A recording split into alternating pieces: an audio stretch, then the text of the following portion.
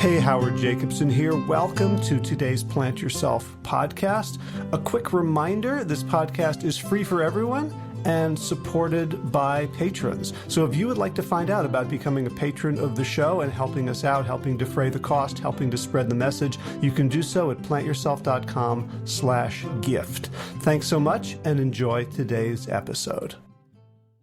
This is the Plant Yourself podcast. I'm Howard Jacobson of Plant Yourself, Well Start Health, and Sick to Fit. This podcast is part of my mission to help you live an environmentally friendly and epigenetically healthy life. Hey, so I recorded today's interview actually quite a while ago, before COVID-19, before the uprisings for social justice, before a lot of stuff that is dominating the news now.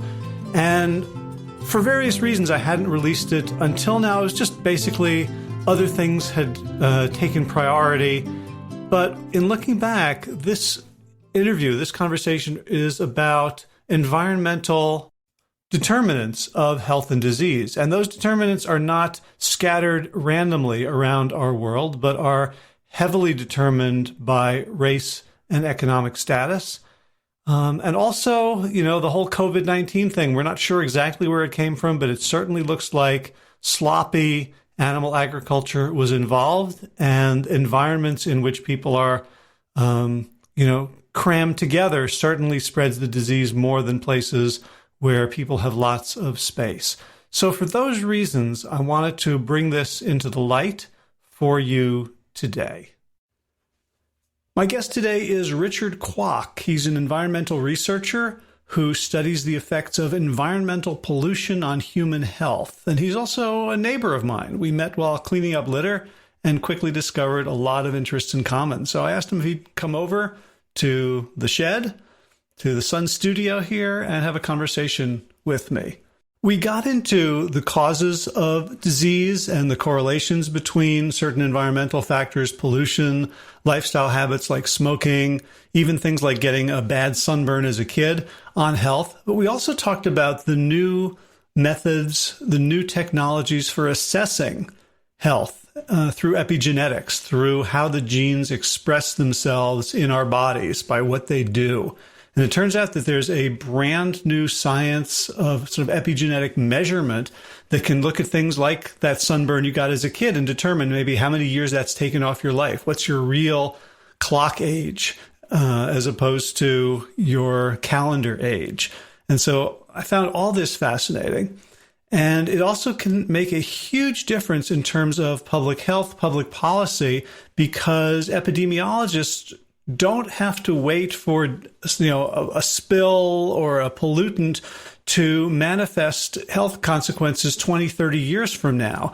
We can, using this DNA methylation and histone markers in the blood, assess pretty quickly what the effects are likely to be downstream, and we can do it with a high degree of accuracy, and it's only getting better all the time. If you want some help with your own health habits, with your health behaviors, so that you can be in alignment, so that your actions align with your values, priorities, and goals, I'd like to help. You can check out plantyourself.com/laser to find out all about a year of laser health coaching with me. Okay, back to our regularly scheduled program. Without further ado, Richard Kwok, welcome to the Plant Yourself podcast. Thank you very much for having me. Yeah, so we met, maybe a couple of months ago, and we were talking about litter. You're just a new neighbor, and you have this property down the street, and you were sort of cleaning it up, and we discovered we have a lot of sort of values and interests in common. Mm-hmm. And you've asked me to describe you as your overeducated neighbor about the environment. Mm-hmm. So we'll kind of get into first of all, what have you studied? So give us kind of a general picture of your interests and expertise. Yeah. Well, mainly I study how the environment affects human health, and so like the air you breathe, the water you drink, and so and then how mainly looking at chronic disease outcomes, looking at like cardiovascular disease, cancer, and things like that. And so I've been fortunate over my career to be able to look at how For instance, I did a study in Inner Mongolia, China, looking at how drinking water arsenic affects pregnant women and their babies. And currently, right now, I'm looking at a study looking at how the Deepwater Horizon oil spill back in 2010 affects, have any lasting human health effects on the cleanup workers themselves. So I'm interested in this for a couple of reasons, aside from being like trying to be a decent human being on this planet. But one reason is that a lot of environmentalism is dismissed as sort of sentimental, like, oh, we're going to save the snail darter or the this or the that. And I love how you're tying it to things that humans care about. Since we're the ones doing the polluting, we might as well be really overt about like the self-inflicted harm we're doing. Mm-hmm. The other thing, and maybe we can talk about both of these, is that it's a little bit full circle for me, because when I started working around sort of public health and nutrition and lifestyle, one of the things I was trying to convince people of is that we have a lot of control over whether we get heart disease or diabetes or cancer, in the face of a media onslaught that kind of made it seem like this was all out of our control. This is all, genetics or solar or pollutants. Mm-hmm. And so for a long time, I really tried to dismiss the idea of pollution because I was trying to empower people. But in fact, that was a sort of polemical stance. And in fact, you've discovered that there are big links. Oh, there's huge links in terms of how the environment affects your health. Beyond just what, because like, if you think about it, your genetics don't change, this is what the cards that you're dealt with. But there's increasingly, as the science has developed, studying the field of epigenetics. And so how, the markers, how the DNA is encoded, and how the environment affects how the DNA is expressed.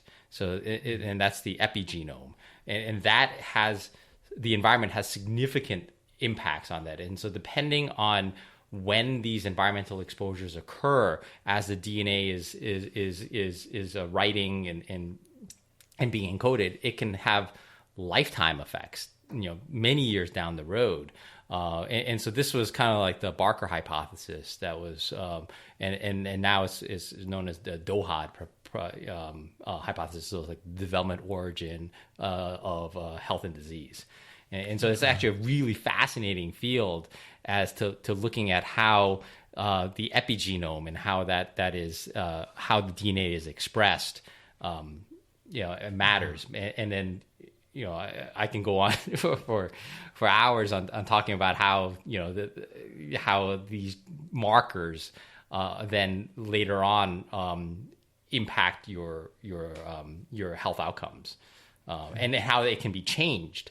And so these markers, then, if you, for instance, like quit smoking, you can see on these epigenetic markers a visible change in how these markers are affected by health behaviors. So how do we do that? I mean, I just had the image of like a tree and looking at the rings to see if it's been a rainy year or a dry year. But obviously, we don't want to cut ourselves sagittally, and so like, if you just take like a 23andMe DNA test, is that information encoded there? How do we look at markers? And so mainly it's through looking at DNA methylation and histone markers. So it's looking at blood markers, and so like a drop of blood, and then kind of from there they can do fancy.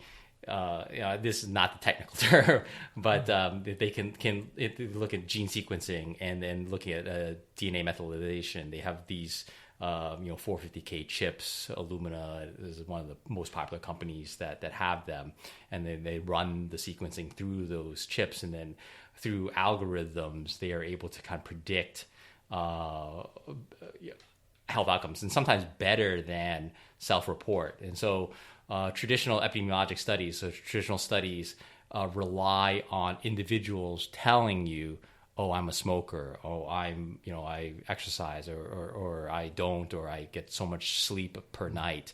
And it's actually expressed in the epigenome that you can tell based on, how well the correlation is, whether or not they reported or they didn't. It's actually really scary how well these things predict. And so they have different markers and how they, and they have different models that can predict, like epigenetic age. And so one of the biggest correlations of disease is just chronologic age. So how old you are, it has a direct impact in terms of your risk factors for developing cardiovascular disease or cancers and things like that. But then as we increasingly kind of get a better understanding in terms of the epigenome, looking at how epigenetic age, and so this is not your chronologic age, but then your epigenetic age is then based on impacts from the environment, how the your behaviors, the things that you've done, kind of can make you older than your chronological age or younger than your. So is this the same as like telomeres? Sort of like telomere length. Telomere length is something like that. But this is looking at like histone markers, looking at like DNA methylation and things like that. And so there's it's an increasingly new field, and so there's not a lot of good DNA clocks out there. And so there's groups now kind of looking at what's the best model, what's the best marker for trying to calculate these ages. And so there's like a Horvath model, like a Levine clock, and so it can kind of predict based on these clocks your risk factors for disease more accurately than if you just answer a questionnaire saying like I'm a pack-a-day smoker, or so this is like a global breathalyzer for health behaviors, right? Yeah. So you can say, no, I didn't have anything to drink, officer, but they can can tell because based on these that you smoked or you had sunburn when you were a kid, and really? And that's like an increase in these markers, and it makes these changes that last, and sometimes it can be intergenerational. And so there's these really interesting studies looking at like mouse models, how that they have these epigenetic changes, then they can go from generation to generation, even though your genetics don't change. Your genes are set. It doesn't change at all, but your epigenome, how it is expressed, changes based on your diet, based on your environment, and so that then can change your epigenetic clock. And so you could be, your chronologic age could be a set number, but then your epigenetic age could be higher or lower based on that, and then that changes your risk factors for developing disease. And right now we don't know well enough these so there's all these different models out there.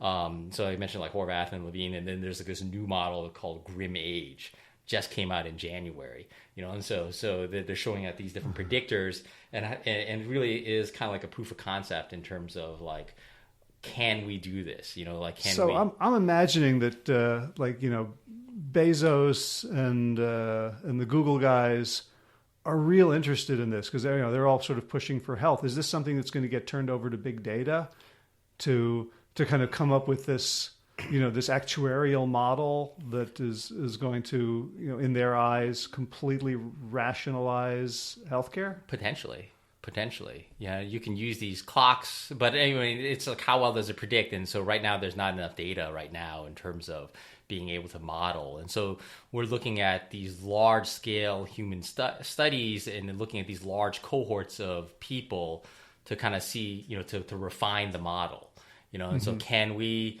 based on, taking these samples, look at these epigenetic ages and then be able to predict that you have these risk factors. And so you can modify it based on your diet, based on your other behavioral things that you individually can do, but then some things you can't do, like, things, depending on your SES, your different lifestyle factors. Socioeconomic status. Yeah, exactly. Like some things that you can change, but like, other people may not be as fortunate or well-resourced that you can't move to a different environment, you can't change these things. And so some of these things are locked in and then they have lifelong impacts that carry on through. So like from Flint, Michigan, you have these individuals, a whole generation of kids that have been exposed to very high levels of lead in their drinking water, and there's decades of studies of how negatively that affects them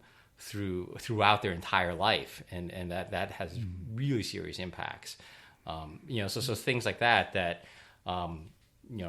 can be modified. All right. So there's an issue of just fairness. So if I am of a socioeconomic class and I have resources and I can get my organic produce and I can, I don't have to work outside all day in smog, then I think, okay, I've taken care of things for my health.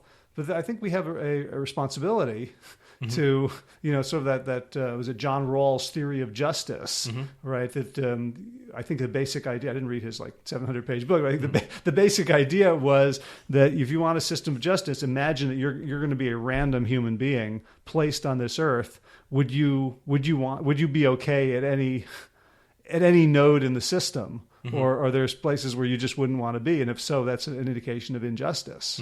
Yeah. So environmental justice EJ issues are super important too. In terms of different communities, especially these lower socioeconomic economic communities have been more negatively impacted by pollution. Those living, on the, borders of these large industrial farms and confined animal feeding operations in eastern North Carolina, there, significant EJ issues that are around the country. A lot of examples that, and then depending, like with the epigenetic clocks and the Doha hypothesis, depending on the timing of the exposures, matters. And so what do you mean by the timing, in terms of how old you are when it happens? Yeah. So the Doha hypothesis basically is the development origins. So if you had a infant or a mother, a pregnant woman in utero, as your systems are forming, you could get these environmental insults that could have significantly more impact than if as compared to an adult who those systems aren't forming yet or have already formed. And so depending on the timing and the dosage, it can have very significant lifelong impacts depending on when they are exposed. And then Cheryl Walker, who is looking at some of the epigenetic plasticity, showed that some mouse models that had been exposed at a certain time in utero, so while the fetus was in the womb, and then everything else was the same, but then they changed the diet as adults, had dramatically different health outcomes than a litter of mice that had not been exposed at that time. And so really, even though they're exposed to the exact same diet, later on in life, that because of this environmental insult at a critical stage of development, then later on had these dramatic impacts because they changed the diet. And so nothing that you would know, because these are just mice in general, but then because of the two strains, the one strain was not exposed and one strain was. Later on down the line, everything else, all else being equal, this diet then dramatically affected the cardiovascular health outcomes of these mice. Meaning that if we're looking at so far, our sort of health research has largely been, at least at a population level, has been looking at averages. Like what is the effect of a plant-based diet on cardiovascular health? And so we're looking at this, what essentially is all these different groups.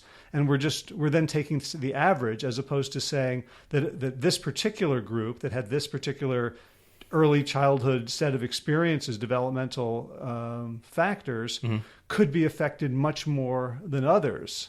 So that we can actually make much more specific and useful predictions about who could be helped by certain lifestyle changes, by certain medicines, as opposed to just taking the average. Yeah, exactly. And so that's kind of the goal. But right now it's we don't know enough in terms of how these things are expressed. What markers are we looking for that are associated with these things? And so right now this is a super new field. And so that's what we're moving into, but it requires a lot of data, a lot, huge numbers of people, and it's very expensive to run these epigenetic markers. And so these models are still being developed. Like I said, that Grim Age model just came out in January. And so they haven't had a chance to kind of like really run it through its paces and have other groups looking at how valid these models are. But, increasingly, hopefully that's kind of the goal, like precision medicine, that we're able to kind of tailor based on your specific, profile recommendations that can impact your health based on what's expressed, not your genetics per se, but your epigenetics. Does that make sense? Yeah. So there's promise, and there's also like scary parts of that to me. So one thing that I've seen is that if a lot of funding is required, the funding comes from people who can make a buck on it. So.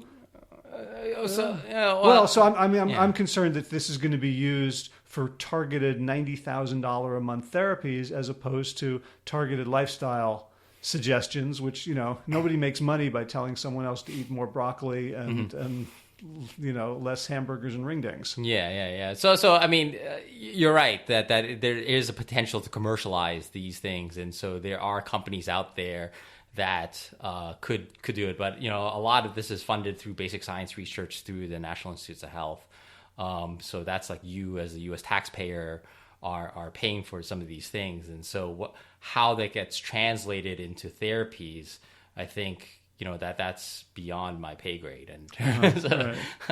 Well, let's talk about the some of the findings themselves. I remember reading in a book about, I think, a Scottish famine and how like they were finding 3 generations later the effects. Like, do we understand how this works or why it works? There are some like I said, like these epigenetic changes that leading to biochemical changes in your body that then are encoded in your DNA expression. So these epigenetics is really cool, like to look at, and the data support it, and so you can look at like the Scottish famine, you can look at these other events that happen to entire populations, and then look at them at health outcomes 20, 30, 40 years later down the road, and almost with like eerily precision be able to predict based on these events what happens regardless of what else they have done in the meantime. And so right now I think they're working on the model to try to refine, and so it's like how can we change so that at an individual level, what can your primary care physician recommend you do that can have an impact that, because like some of it's baked in the cake, like your genetics are what they are, so if you have like the BRCA1 gene and, that you're at an increased risk, but there's things that you can do as an individual that can impact those, and how those genes are expressed. Okay. Yeah. I mean, the other cynical thought I have is that we kind of know what the good things to do are. And it seems like almost like superfluous to come up with a model to say like this is the thing, these are all the things you should do, but these are the things you really should do because we've spent billions of dollars developing models. Like you should eat more fiber and less saturated fat and sugar, but you should really eat more fiber.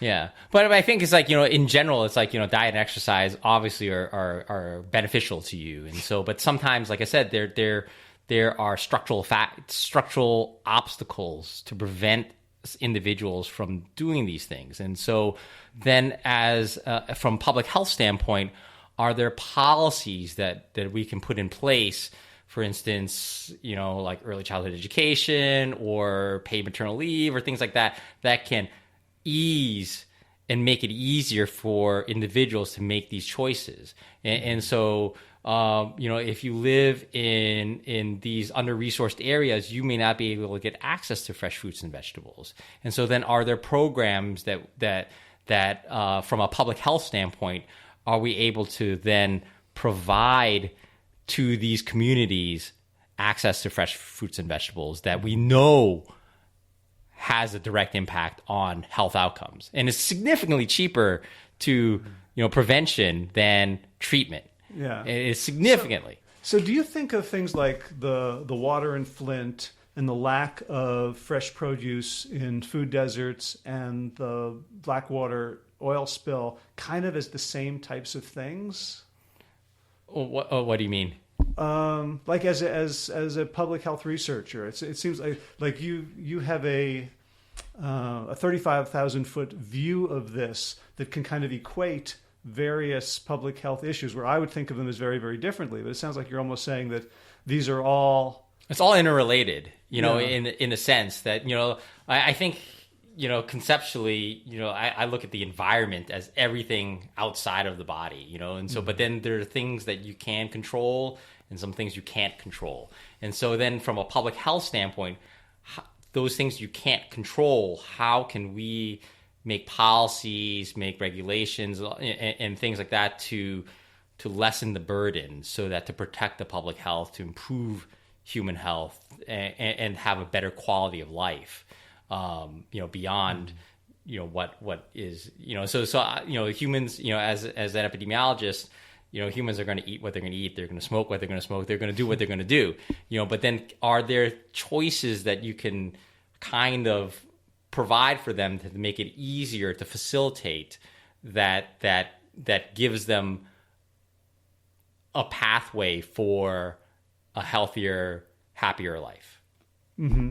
So. Right. And I guess one of the issues is, okay, so people can choose their own food, except, I was interviewing a guy who's involved in Fort Worth, trying to resolve food deserts. He says, no, there's people who can't choose. Mm-hmm. Yeah. They can choose from 101 different convenience stores, but they can't find fresh fruits and vegetables. Yeah. And then the fresh fruits and vegetables are significantly more expensive, potentially, than your junk food or these prepackaged foods that are very inexpensive but nutritionally of zero value. Mm-hmm. Right. So and so that is a problem, and so are there policies in place? Can we do things then that can facilitate them getting improved access to things? But ultimately, it's up to the individual to decide whether or not they, want to pay the, whatever 30 cents for the, sugary cola, or the $1 for the clean water and apple kind of thing. Right. So I remember one of the first public health classes I took in graduate school.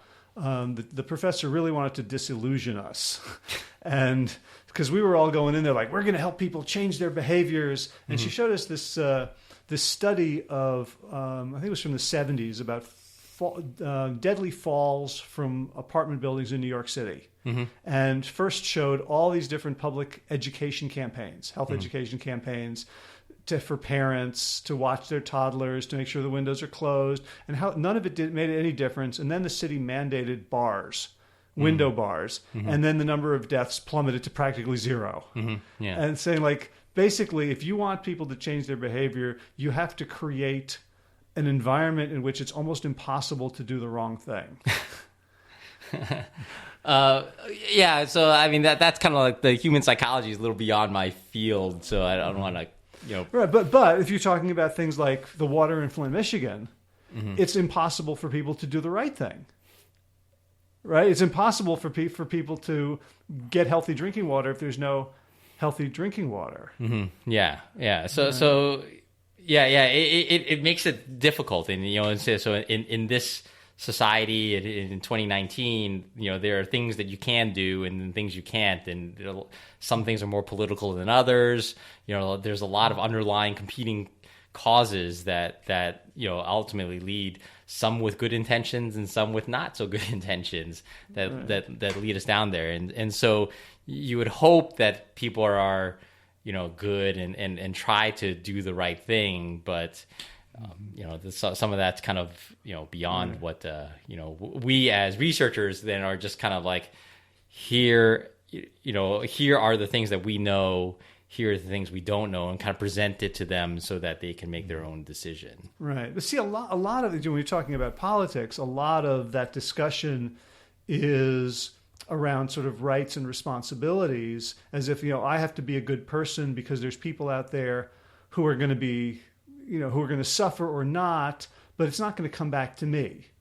right? I mean, that could be true or not, depending on the time frame. But public health kind of pokes that in the eye, right? Like, I mean, the whole basis of public health was sort of, the cholera laced, water Yeah. pumps. Yeah. And when we talk about things like vaccines, and we talk about things like, persistent organic pollutants, or endocrine disruptors. And I've been reading lately about basically the traditional human microbiome as an endangered species. Oh, yeah. It's like this. It seems like the world's getting very, very small, and that these things that seem to be far away are actually just around the corner for most of us. Yeah, I mean, as we increase our understanding, you can see how interrelated everything is, in terms of how your diet affects your microbiome and how that affects your epigenetic, and then like looking at the environment that you live in, and it's very interconnected, and so you have to kind of take a little more holistic.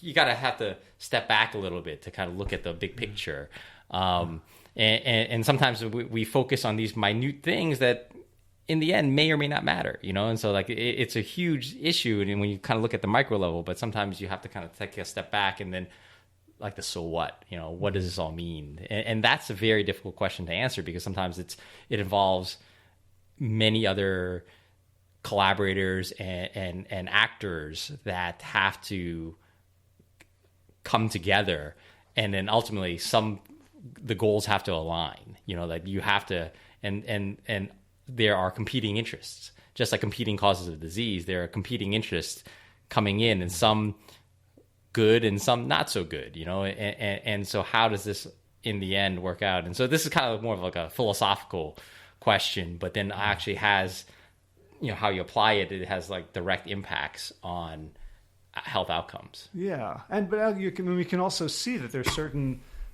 directions that are better than others. So you talked about the confined animal feeding operations in North Carolina that are environmental disasters and are leading to epigenetic harm to the people who live there.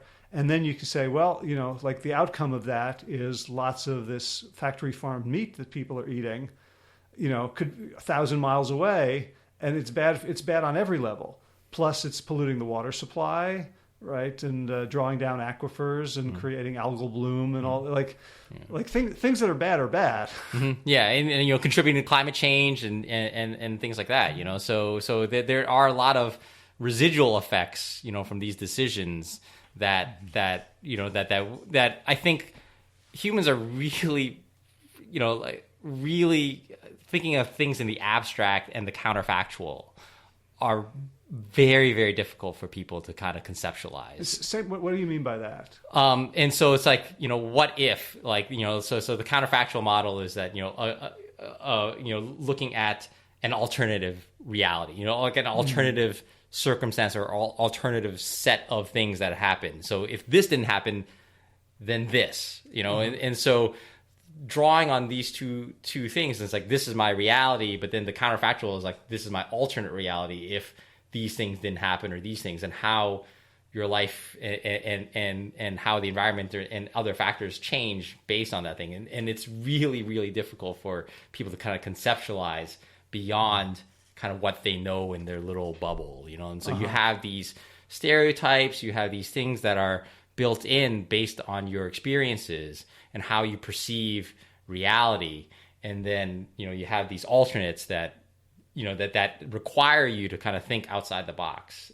And then if these things, if I was looking at it from a different perspective, that this is how the reality looks, and it may or may not change. And so this is very, very philosophical. Well, it sounds like, I'm just thinking about it, I've never been a huge science fiction fan, but it seems like that's probably the purpose of science fiction, to sort of, marinate our brains in counterfactuals and possibilities. So when people like you come up with science and say, hey, I'm not telling you what to do, I'm just telling you here's what we learned, that it doesn't meet with so much resistance.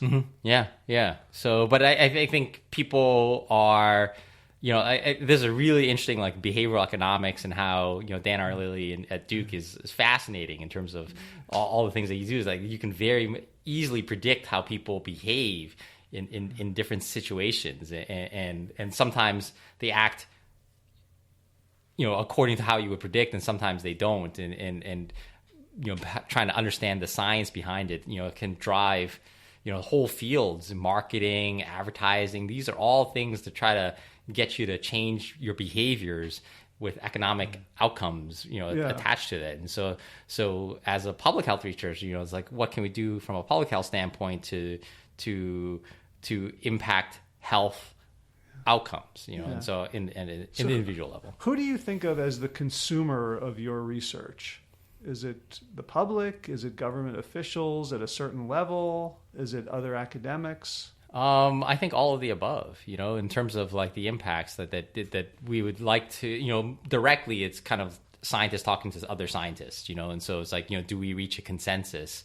And ultimately, if everyone in the room says, "Oh yeah, we found this finding and we repeated it in different populations around the world, and we're all seeing the same thing," then it goes from an association to, I don't want to say a causality, but because there's a really high bar to make, but then it kind of like the consensus moves or shifts along that continuum from an association to a cause. And then when you get to that stage, then you can kind of say, hey, to the policymakers, to the public, like, these are things that, like, we know have a strong effect on, these health outcomes. And then, here's what you should do, like kind of the so what. And that's the message from the research side to the applied side, like, how do you apply this knowledge now that you have, and then there's the ethics of, should you apply it, how do you, now that that, these environmental justice issues are standing, what do you do about it? Like, how do you advocate for change? How do you advocate for change, working with community groups and things like that?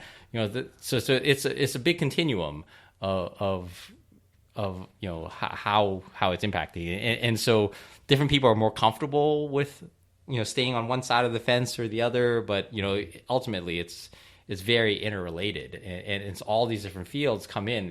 And the nice thing about what I love about public health is that it draws on all these different disciplines. It draws on statistics, it draws on biochemistry, it draws on biology, it draws on economics, and it kind of pulls it all together, and ultimately, hopefully, to do good. Mm-hmm. Yeah, and so you mentioned like the continuum of proof from, like, sort of hunch to hypothesis to correlation to something approaching causality. Mm-hmm. And, like, the question is, like, at what level do we act on it? Like, there's different criteria for a criminal trial or a civil trial. Mm-hmm. I'm thinking about someone I know, Carolyn Raffensperger, who has written about the precautionary principle. Mm-hmm. Like, we should not act until we have proven that lead in the water is okay. Like, right? Like, that's the burden of proof. We shouldn't have to prove that doing something harmful, unnatural and seemingly harmful to the earth and to people is harmful. Yeah. So you said you worked on research on the Blackwater. Oh, Deepwater, yeah. Deepwater oil spill. Mm-hmm. So what did you discover when you looked at the people who were affected?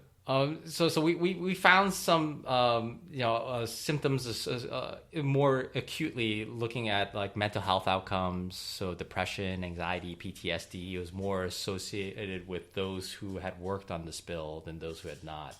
Also some respiratory defects.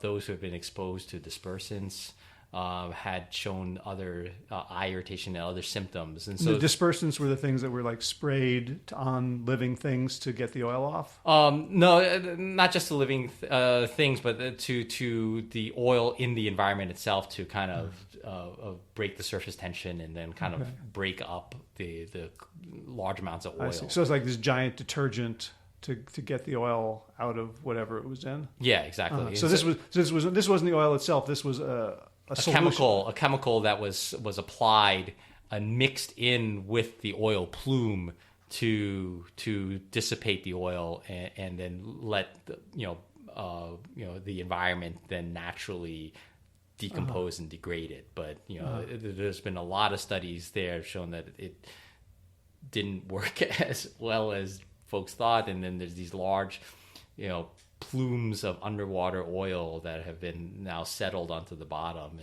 of the Gulf of Mexico, and so there are some residual effects. And so we're looking at that and how these mixtures and how they impact human health, and so we're still kind of underway in terms of those those studies. But unfortunately, it takes time to go through, and we'd like to provide an answer to individuals who are impacted. These communities really want to know how they're impacted, but the problem is also that we have difficulty in terms of reaching these individuals and getting them to continue to participate. Because a lot of individuals think, oh, I'm healthy, I don't feel anything, and so I'm not going to bother answering the call. When we call them to answer, ask them some questions about their health and what they've done. But that's actually super valuable to get them to say, hey, I'm totally healthy, all good. It speaks to base rates. It speaks to base rates, yeah. But unfortunately, it's like, if we lose a lot of individuals to follow up, it's kind of like a lost to follow up thing. It's like, so the how, we don't know what happens to them, and so there's no information, and so then they're not able to be counted, and so then your study is not as strong as it was if you can get more people to participate. So right now we have a lot of efforts to try to reach out to these communities all along the Gulf Coast to say, it's like, if you have participated in this study, please answer the call and tell us what you've been experiencing, what it may or may not be related, or you think it may or may not be related to the health outcomes. But it's still important to know. Is one of the issues, I'm imagining that people who live there, who have been lied to by companies, who've been lied to and disregarded and disrespected by the government, and you come in a semi-official capacity, that you get lumped in with them. Is there an approach to kind of have local communities kind of run the study so that they feel like they're in charge and you're serving them as opposed to some data bank somewhere? Yeah, no, it's really important to try to work with trusted community members. So it's kind of like a community-based participatory research, as the CBPR approach, that really kind of like talking with community members, working with representatives, and then giving back to the community in terms of they want to know what results you found, and so they're not going to look at the scientific journals and whatnot. People are busy, and so going back to the community, reporting the results, and we send newsletters, emails, text messages, and things like that to them. It's like, here's links to stories, and here's some of our findings and what we found. But again, it's like the most important thing for these individuals is that they have to keep telling us, and continue to participate in the study so that they don't get lost, and then their story gets lost because we're not able to reach them. And so if they can continue to participate in these things, we understand that they're super busy, but some of these questions only take 5 minutes. Yeah. And so 5 minutes of your time then provides you valuable information for us to continue to provide relevant data for their communities, and say, like, hey, these are the things you need to look out for, so that then later on, we can talk to politicians and whatnot, and then provide resources to these communities to address those needs. But if we don't know what those needs are, it's going to get forgotten. So we, at the very beginning, we were talking about these epigenetic markers and histones and things you can find from a simple blood test. Is any of that being done, say, with the deep water folks? Yeah. Because it seems to me like when I work with someone and they get a blood test, or they get, they get do their blood pressure, they have a number, that can kind of motivate them in a more serious way than a general discussion or sort of vague symptoms. Yeah. Yeah, so we're looking at like DNA marker, DNA methylation in our cohort, and looking at respiratory markers. And so we have lung function testing on some of these on a small portion of the individuals, and then we're able to kind of predict based on DNA markers whether or not their lung function is negatively affected. A lot of people were complaining of shortness of breath and wheezing and cough and other negative respiratory symptoms. And then are we able to then kind of take these findings and then tie it to these DNA methylation markers, and so that then we can then look at the entire individual that we don't even have data on, and then be able to predict, so that then we can provide resources to them to address those issues. But if we don't do the study, if they don't answer the calls, we can't run those studies because it's just missing data. And so that's why it's so important for those individuals that haven't answered the the questionnaires to answer the question here. And we've tried to make it really easy to them, that it's available online. It's available, through, people, we've been trying to call them, but people move, they change it. And it's really difficult to follow individuals, younger individuals who are, otherwise healthy. People are just busy. Yeah. So I'm curious if you found any epigenetic markers related to depression, anxiety, PTSD, or is it just that they were in the center of the trauma? Well, I mean, we haven't looked there yet, and so those studies are underway. And so we are interested in that, and that following disasters, the mental health effects oftentimes are the most acute, and they come up the most quickly. Whereas the chronic effects, a lot of people are worried about cancers and things like that develop. Those take many years. So that we have to continue to follow them for 5, 10, 15 years out before we can see plausibly that your exposure to this singular event in 2010 now is impacting you 10 years later. And so hopefully with these studies that we're running, looking at DNA methylation, are we able to then kind of shorten that time period so that we can say, well, based on these models, we can predict 5, 10 years in the future. And then are there things that we can change so that these negative outcomes don't occur? Right. And I guess, when I think about the mental health effects, I'm also thinking long term. So, my mother is a Holocaust survivor. And so I know for myself, there's a lot of crazy in me that I didn't, cause myself, that just sort of passed down, along with the family photo albums and stuff. And I know there's been some research on, it seems like that would also be mediated by epigenetics, right? Certain tendencies towards, either anxiety or let's say hypervigilance. Yeah. So some of this is behavioral that's kind of like built in.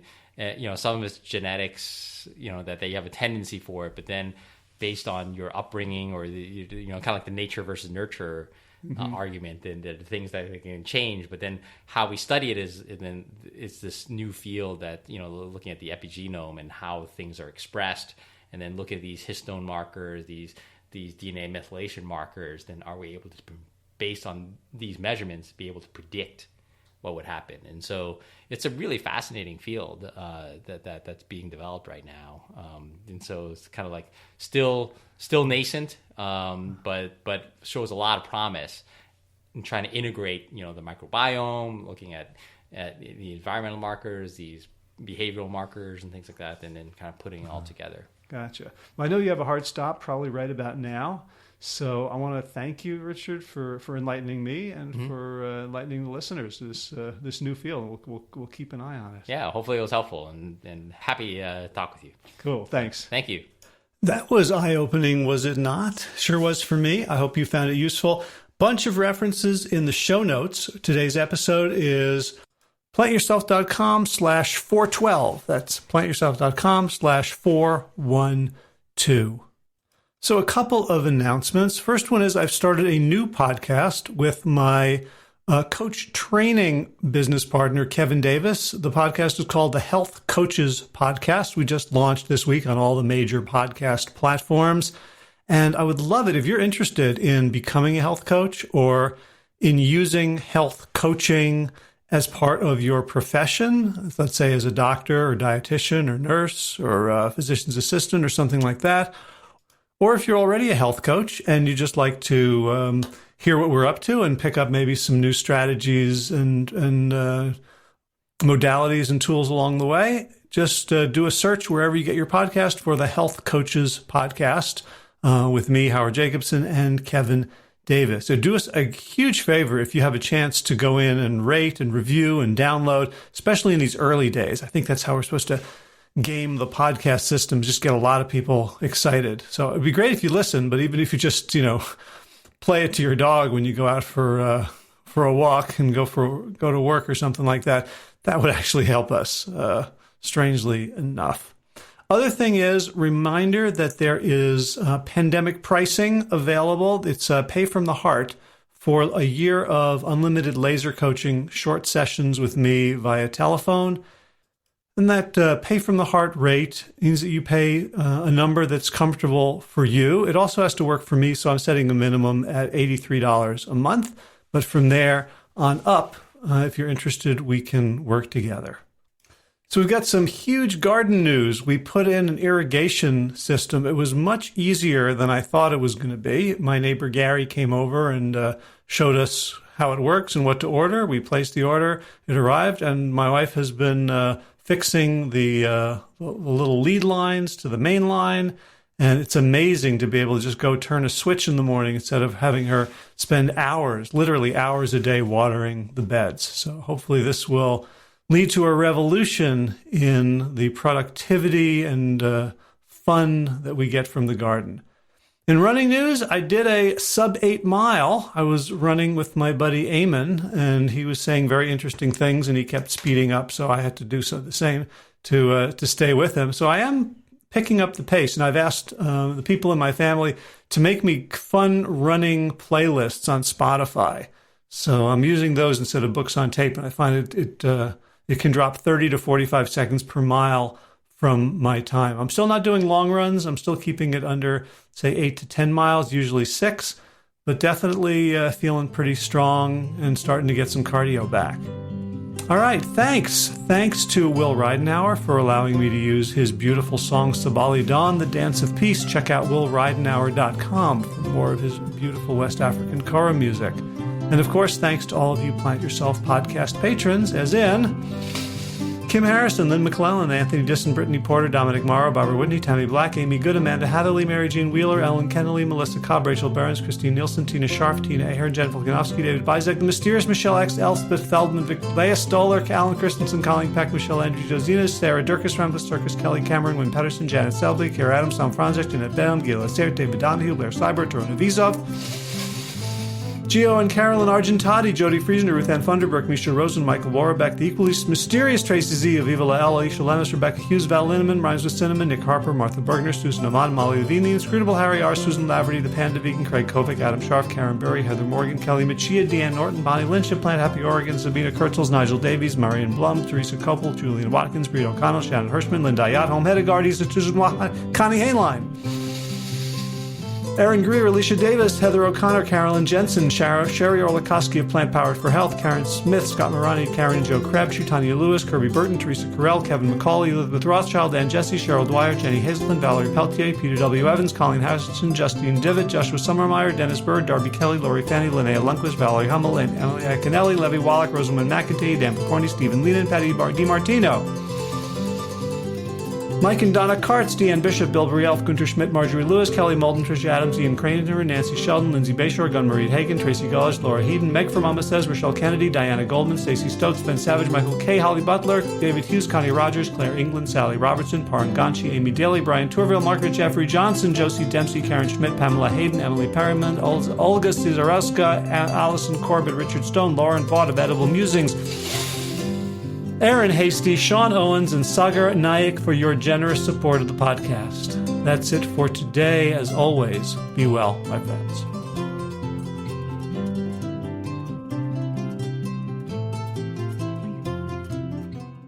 All right, time for thanks. Thanks to Will Ridenhour for allowing me to use his beautiful song, Sabali Dawn, The Dance of Peace. You can find more of Will's music at his website, willridenhour.com. And of course, thanks to all of you Plant Yourself podcast patrons. Kim Harrison, Lynn McClellan, Anthony Disson, Brittany Porter, Dominic Maurer, Barbara Whitney, Tammy Black, Amy Good, Amanda Hatherley, Mary Jane Wheeler, Ellen Kennelly, Mr. Cobb, Rachel Behrens, Christine Nielsen, Tina Scharf, Tina Ahern, Jennifer Volkanovsky, David Bizek, The Mysterious, Michelle X, Elspeth Feldman, Leah Stoller, Alan Christensen, Colleen Peck, Michelle Landry, Josina, Sarah Durkis, Rhymes with Circus, Kelly Cameron, Wayne Pedersen, Janet Selby,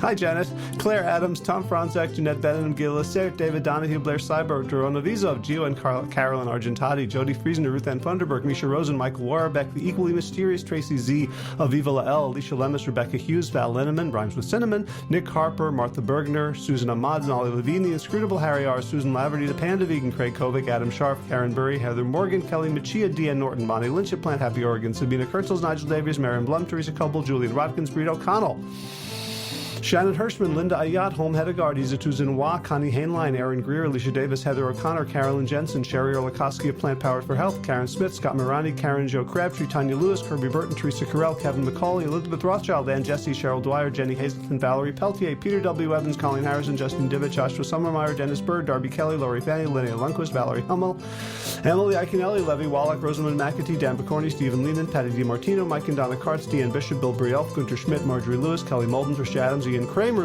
Nancy Sheldon, Lindsay Bayshore, Gunmarie Hagan, Tracy Gullidge, Laura Heaton, Meg from Mama Says, Rochelle Kennedy, Diana Goldman, Stacey Stokes, Ben Savage, Michael Kay, Holly Butler, David Hughes, Connie Rogers, Claire England, Sally Robertson, Paran Ganshi, Amy Daly, Brian Tourville, Mark Jeffrey Johnson, Josie Dempsey, Karen Schmidt, Pamela Hayden, Emily Perryman, Olga Sidorowska, Allison Corbett, Richard Stone, Lauren Vaught of Edible Musings, Aaron Hasty, Sean Owen, Sagar Nayak, Erica Piedra, Danielle Roberts, and Michael Lushton for your generous support of the podcast.